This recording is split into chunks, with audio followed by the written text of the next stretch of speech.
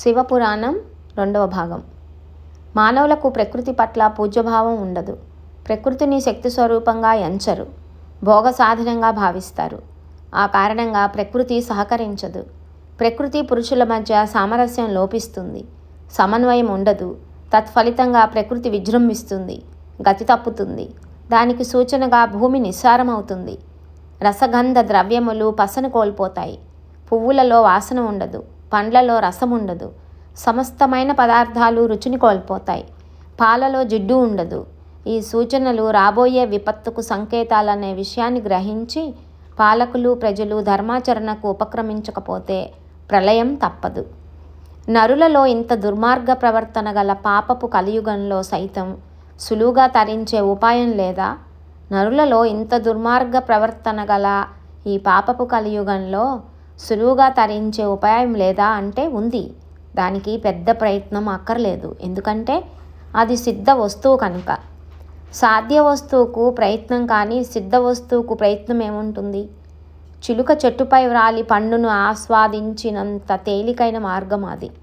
ఈ ఉపాయాన్ని ఉపదేశిస్తున్నాను, పవిత్రమైన అంతఃకరణంతో వినండి అని ఈ విధంగా సూతుడు చెప్పి మనసులో శంకరుని స్మరించి మునులతో ఇలా అన్నాడు. ఓ తపోధనులారా, ఇంతకుముందు మీరడిగిన ప్రశ్నలకు ఇంకా మీ మనసులో ఉన్న సందేహాలకు సమాధానంగా శివమహాపురాణమును మీకు పరిచయం చేస్తున్నాను.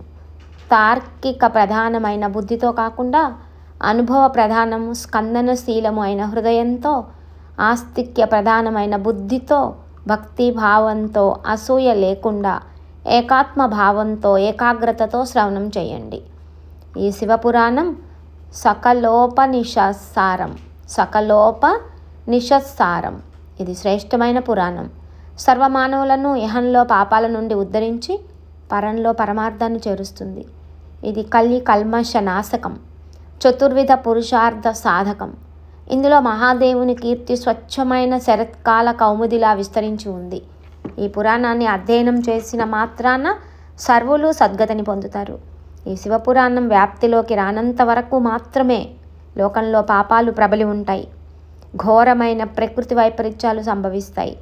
ఇది పరిచయం కానంత వరకు మాత్రమే ఇతర శాస్త్రాలు, పురాణాలు పరస్పర ఆధిపత్యాలు నిరూపించుకొనటం కోసం తగవలాడుకుంటూ ఉంటాయి.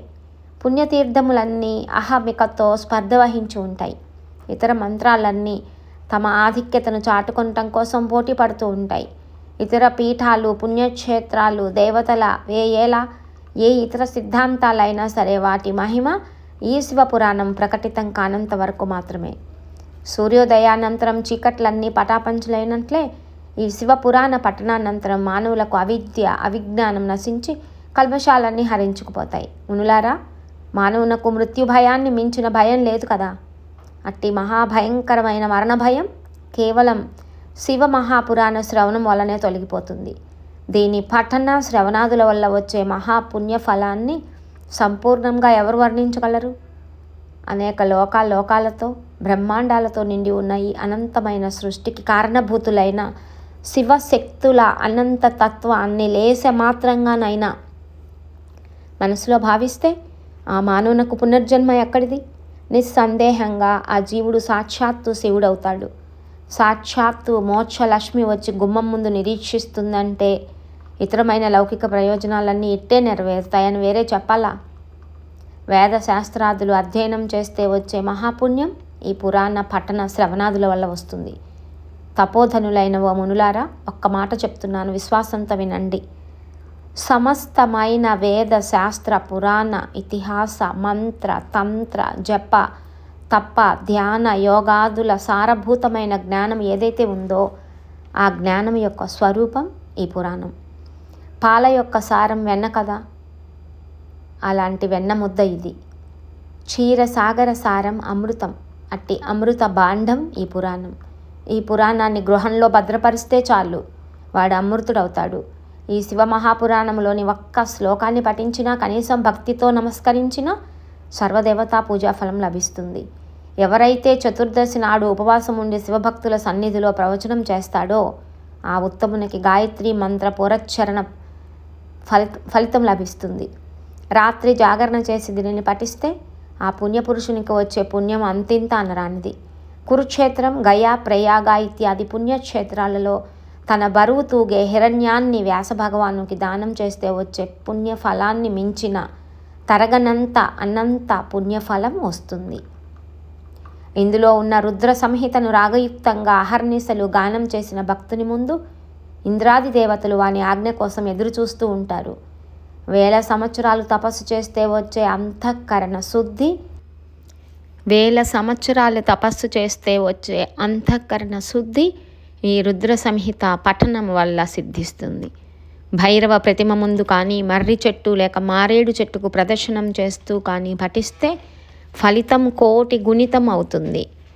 కైలాస సంహిత తత్ర తతోపి పరమా స్మృత బ్రహ్మస్వరూపిణీ సాక్షా ప్రణవార్థ ప్రకాశిక కైలాస సంహితాయాస్తు మహాత్మ్యం వేత్తి శంకరః కృష్ణం తదర్థవ్యాసచ్చ తదర్థం వేద్మ్యహం ద్విజాః.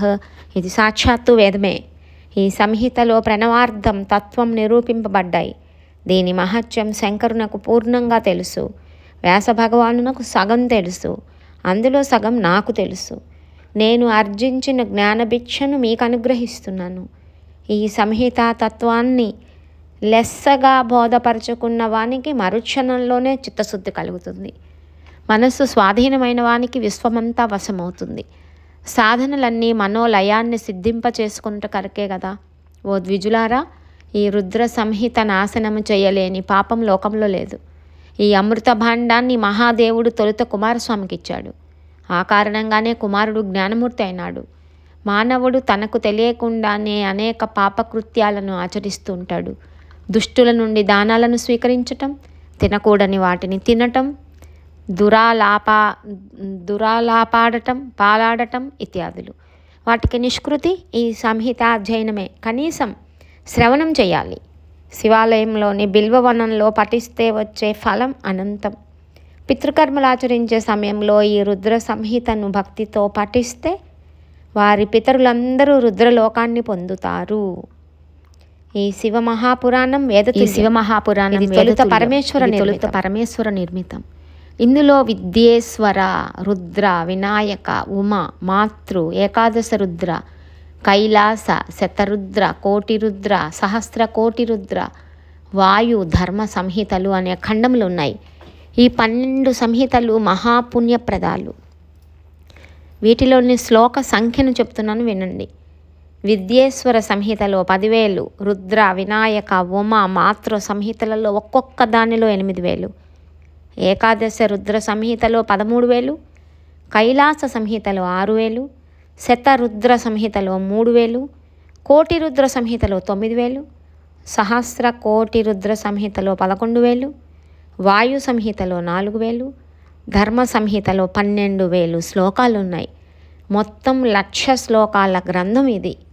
త్రికాలవేది అయిన భగవాన్ వ్యాస మహర్షి కలియుగంలో పుట్టబోయే మనుష్యులు అలసులు, మందబుద్ధులు, అల్పాయుష్కులు అని ఎరిగి 7 సంహితలు 24,000 శ్లోక సంఖ్య కలదిగా ఈ పురాణాన్ని సంక్షేపించారు. ఇది పురాణాలలో 4వది.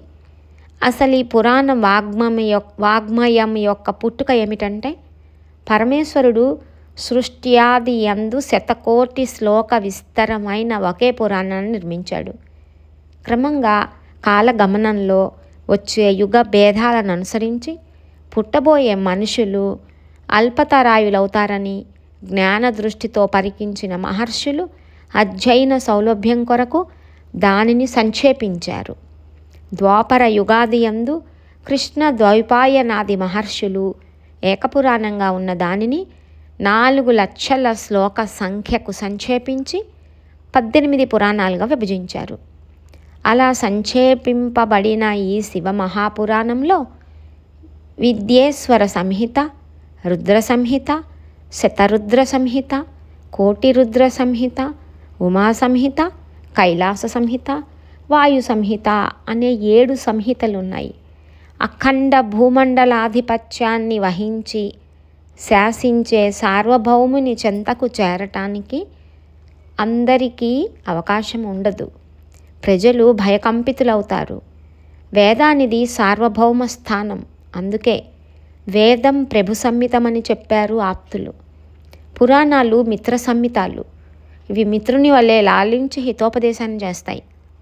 పురాణాలన్నీ వేదతుల్యములే. ఈ శివమహాపురాణం వేదతుల్యం, శ్రేష్టతమం, మోక్షదాయకం, చతుర్విధ పురుషార్థ సాధకం, జీవన్ముక్తి కారకం, ఆది దైవిక, ఆది భౌతిక, ఆధ్యాత్మిక దుఃఖ నివారకం, సకల కల్మషహారకం, సకల కల్మషహారకం, దురితక్షయ నివారకం, మంగళప్రదాయకం, అఖండ అద్వైతానంద ఆత్మ సాక్షాత్కార తారకం. ఎంతో కుతూహలాన్ని రేకెత్తించే సూతుని పలుకులు విన్న ఋషులందరూ అలాంటి మహాపురాణాన్ని ఆదరంతో వినిపింపమని కోరగా సూతుడు సుప్రహరుడై శంకరుని స్మరించి ఇలా ప్రారంభించాడు. శివ మహాపురాణం మూడో భాగంలో మళ్ళీ కలుద్దాం.